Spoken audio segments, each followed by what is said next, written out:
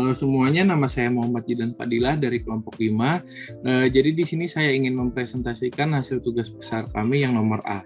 Nah, dikarenakan pada soal itu ada rangkaian paralel dan stup ganda, maka langkah pertama yang dilakukan adalah masuk ke Smith chart dan kita buat lingkaran matching circle dan garis awal.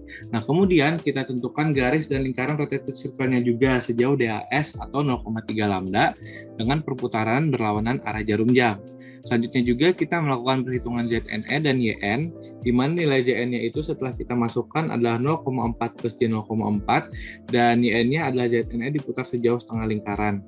Nah, selanjutnya itu titik JN dapat kita masukkan ke dalam Smith chart, dan YNE-nya diputar sejauh DL atau 0,1 lambda, dan akan didapatkanlah titik YND melalui perputaran dengan jangka, yaitu 0,42 min J 0,48. Nah, selanjutnya untuk mencari titik INCA dan CNCB, dilakukanlah perputaran jangka dari titik pusat dan YND dan didapatkanlah nilai INCA sebesar 0,42 plus J 0,21 dan INCB-nya adalah 0,42 min J 0,86. Nah, selanjutnya untuk titik INCA, pertama-tama kita tarik garis dari pusat dan diputar searah jarum jam sejauh DAS dan dilakukan perputaran jangka, maka akan didapatkanlah titik INBA. Nah, jika titik INBA sudah didapatkan, selanjutnya kita menghitung kedua panjang stup. Nah, di sini saya akan membacakan hasilnya saja, di mana untuk panjang stup ungunya YN-nya adalah J 0,69 dan DX2-nya adalah 0,346 lambda, di mana 0,596 ini didapatkan dari YN stup ungu diputar sebanyak 2 kali, dan 0,25 ini adalah titik awal dari garis awal. Dan kemudian untuk panjang stup hijaunya adalah YN J 0,95 dan DSI-nya adalah 0,371 lambda. Nah, selanjutnya pada titik INCB caranya sama seperti INCA, yaitu mencari titik INBB-nya terlebih dahulu dan jika sudah dilanjutkan dengan menghitung panjang kedua stup. Nah, di sini untuk YN stup ungu adalah min J 0,38 dan DS stup ungu adalah 0,192 lambda. Dan kemudian YN stup hijaunya adalah min J 1,55 dan DS stup hijaunya adalah 0,091. Nah, karena bebannya adalah short circuit, maka ZL stup adalah 0 dan YL stup adalah tak hingga. Nah, selanjutnya jika sudah, maka dapat disimpulkan pada hasil DS pada YNC dan YNCB bahwasanya DSCB itu nilainya lebih kecil daripada DSCA. Maka didapatkan rangkaian yang ideal adalah YNCB. Nah, mungkin untuk selanjutnya akan dijelaskan oleh teman saya. Terima kasih. Oke, selanjutnya saya akan melanjutkan untuk mencari daya pada rangkaian tersebut. Nah, pertama-tama kita membuat dulu rangkaian ekvivalen yang pertama. Kita gambar rangkaiannya di mana di sini panjang kabel transmisi yaitu adalah 0,8 lambda. Kemudian kita mencari R topi di titik O1 di mana rumusnya itu adalah Z topi O1 minus Z0 dibagi Z topi O1 ditambah Z0. Kita masukkan angkanya, kita dapat 0. Kemudian kita mencari R topi di titik min D1 di mana rumusnya itu adalah R topi O1 dikali E pangkat 2J beta dikali minus D1. Kemudian kita masukkan angkanya, kita dapat hasilnya juga sama 0. Kemudian kita mencari Iin yang di mana rumusnya itu adalah V dibagi R generator ditambah Z0. Kita masukkan angka-angkanya, kita dapat 0,1 ampere. Kemudian IN tersebut dari IN tersebut kita bisa mencari IM plus di mana IN sama dengan IM plus dikali E pangkat minus J beta Z dikali 1 minus R topi Z. Kemudian kita masukkan angka-angkanya, kita dapat IM plusnya itu adalah 0,031 ditambah J 0,095 ampere. Kemudian dari IM plus yang kita sudah dapatkan, kita bisa mencari arus titik A, di mana rumusnya itu adalah IM plus dikali E pangkat minus J beta Z dikali 1 minus R topi titik Z. Kemudian kita masukkan angka-angkanya, kita dapat yaitu 0,031 ditambah J 0,095 ampere. Setelah kita mendapatkan arus titik A, kita gambar lagi rangkaiannya, di mana di sini ada titik A dan titik B dan dipisahkan oleh staf warna hijau. Di sini sebelumnya kita harus mengetahui komponen-komponen terlebih dahulu, yaitu arus titik A, ZA, ZB, dan Z staf hijau. Nah, kemudian kita mencari arus titik B, di mana rumusnya adalah arus titik A dikali Z staf hijau dibagi Z staf hijau ditambah Z titik B. Kemudian kita masukkan angka-angkanya, kita dapat arus titik B yaitu minus 0,11 ditambah J 0,14 ampere. Kemudian kita bisa mencari lagi rangkaian ekvivalen yang kedua. Kita gambar dulu rangkaiannya, di mana di sini kita buat ada titik B dan titik C yang dipisahkan sejauh 0,3 ampere. Kalau di rangkaian itulah di bagian sebelah sini. Kemudian kita cerita dulu komponennya, di mana di sini ZB, ZC dengan rumus sekian kita dapat. Kemudian kita mencari R topi titik O2 dengan rumus Z topi O2 minus Z0 dibagi Z topi O2 ditambah Z0. Kita masukkan angka-angkanya, kita dapat 0,03 ditambah J 0,62. Kemudian kita mencari R top P di titik min D2 dengan rumus R top P O2 dikali E pangkat 2J beta dikali min D2. Kita masukkan angka-angkanya, kita dapat minus 0,38 dikurang J 0,47. Kemudian kita bisa mencari IM plus, di mana kita dapat dari arus titik B sama dengan IM plus dikali E pangkat minus J beta Z dikali 1 minus R top P di titik Z. Kita masukkan angka-angkanya sehingga IM plus didapat 0,12 ditambah J 0,03 ampere. Kemudian dari IM plus yang sudah kita dapat, kita bisa mencari arus titik C, di mana rumusnya itu adalah IM plus dikali E pangkat minus J beta Z dikali 1 minus R top P di titik Z. Kita masukkan angka-angkanya, kita dapat 0,11 minus J 0,07 ampere. Setelah itu akan dilanjutkan oleh teman saya. Terima kasih. Baik, perkenalkan nama saya Virginia Iskandar. Di sini saya akan melanjutkan menjelaskan step berikutnya. Nah, yang pertama di sini kita bisa lihat di sini ada titik atau rangkaian baru dengan titik C dan D yang dipisahkan oleh staf umum yang pada rangkaian aslinya berada di bagian sebelah sini. Kemudian sebelum kita mencari arus di dalam rangkaian tersebut, kita harus mengetahui komponen apa yang kita butuhkan. Yaitu yang pertama ada IC, ada ZC, ada ZD, dan staf umum, dan Z staf umum. Kemudian kita akan mencari ID-nya, di mana ID itu rumusnya IC dikali Z staf ungu per Z staf ungu ditambah ZD. Kemudian isi semua angka yang sudah kita ketahui, kemudian kita dapat bahwa ID itu adalah sama dengan 0,08 dikurang J 0,02 ampere. Kemudian selanjutnya di sini kita membuat rangkaian baru juga yang berisi titik D dan E, di mana dipisahkan sebesar 0,1 lambda, dan untuk pada rangkaian aslinya dia berada di sebelah sini. Kemudian setelah kita sudah membuat rangkaian baru, kita sama seperti tadi kita harus mengetahui komponen apa saja yang kita butuhkan untuk step selanjutnya, yaitu di sini ada ZD dan ZE. Oke, kemudian kita akan mencari R top P O3, di mana rumusnya adalah ZO3 dikurang Z0 per ZO3 ditambah Z0 sama dengan ZE dikurang Z0 per ZE ditambah Z0.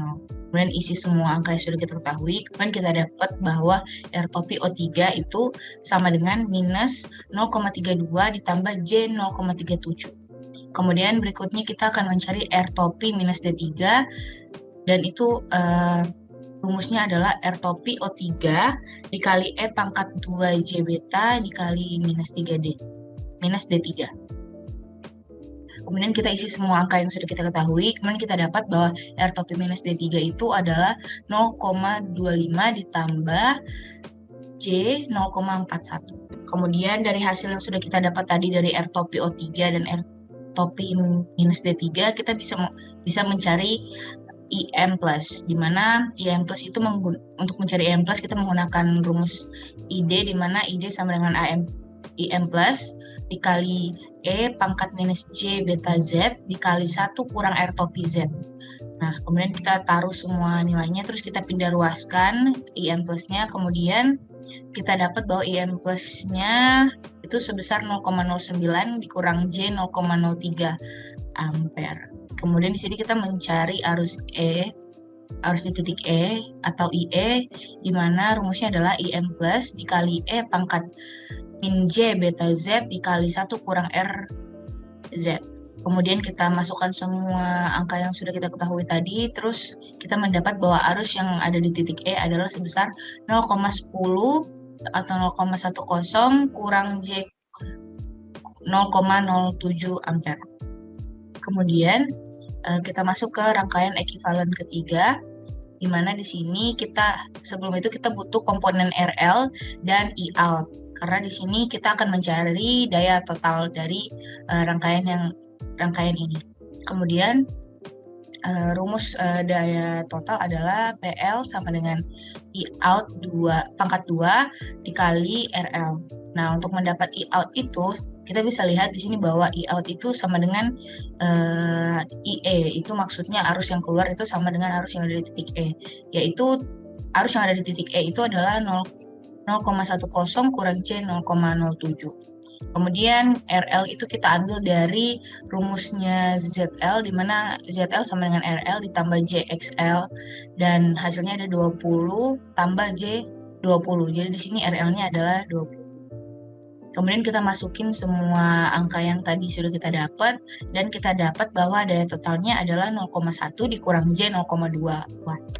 Itu adalah daya total yang ada pada rangkaian ini. Terima kasih. Yang lain juga akan menjelaskan yaitu rangkaian penyesuaian impedansi lainnya dengan nilai DAS dan DA yang berbeda dengan soal.